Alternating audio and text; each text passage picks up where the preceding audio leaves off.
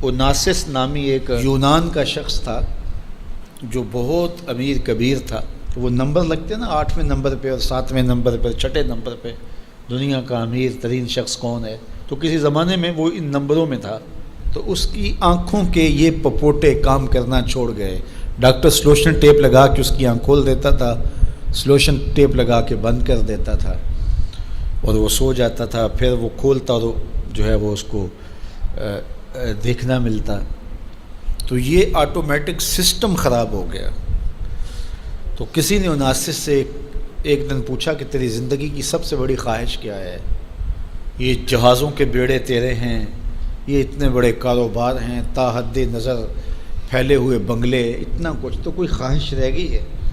اس نے کہا ہاں ایک میری خواہش رہ گئی ہے. تو سننے والے نے کہا کہ کیا؟ کہا کاش کہ اپنی آنکھیں اپنی مرضی سے کھول سکوں, یہ میری خواہش ہے.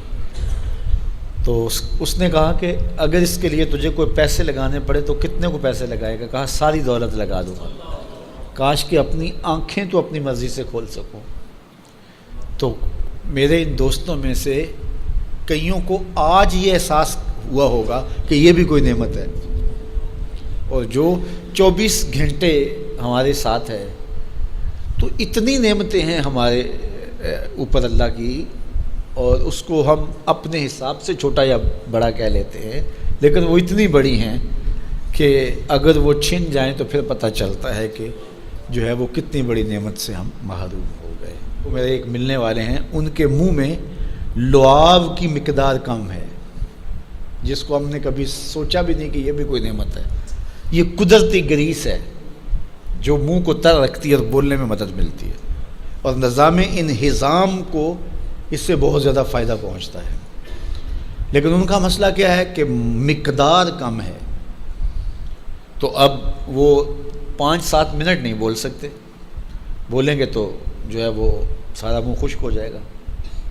میاں مسئلہ کیا ہے؟ لعاب کم آتا ہے, لعاب کی مقدار تھوڑی ہے.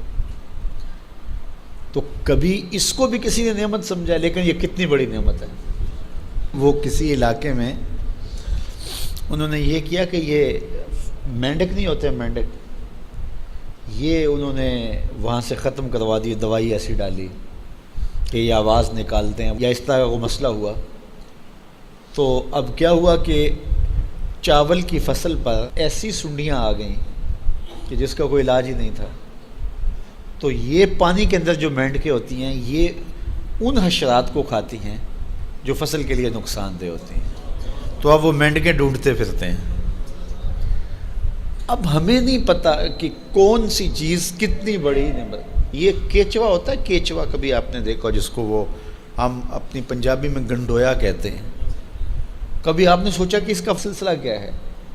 یہ مٹی کھاتا ہے, ایک طرف سے دوسری طرف سے نکال دیتا ہے. اور اب ہمارے ادھر ایک ذمہ دار تھا, تو وہ بچوں کو پیسے دیتا تھا کہ وہ لے کر کے اور اپنی فصلوں میں چھوڑتا تھا. اس کو کسی ماہر نے بتایا کہ یہ زمین کی زرخیزی کا جو ہے وہ سبب ہے, کہ ایک طرف سے کھاتا ہے دوسری طرف سے نکال دیتا ہے, اور وہ مٹی اتنی زرخیز ہوتی ہے کہ دوسری مٹی میں جب ملتی ہے تو کیمیائی کھادیں بھی وہ کام نہیں کرتی جو یہ کیچوا کام کرتا ہے. ہمیں پتہ ہی نہیں ہے کہ ہمارے اطراف میں اللہ نے کتنی نعمتیں ہمارے لیے پھیلائی ہوئی ہیں. تو اس لیے اس کا ایک نظام ہے. یہ دنیا کچھ نہیں ہے, اللہ کے قبضے میں سب کچھ. تو سب سے بڑی بات یہ ہے کہ اللہ آپ کو خیر کی راہ عطا کر دے. بس بعض کا جو دنیا کی دولتیں دی جاتی ہیں یہ آزمائش ہوتی ہیں, یہ آزمائش ہوتی ہیں. تو جو آپ کو کسی سے نیکی کرنے کی توفیق مل جائے, کسی کی مدد کرنے کی توفیق مل جائے, کسی دکھی کے کام آنے کی توفیق مل جائے, کسی کی جان بچانے کی توفیق مل جائے, تو یہ بہت بڑی دولت ہوتی ہے.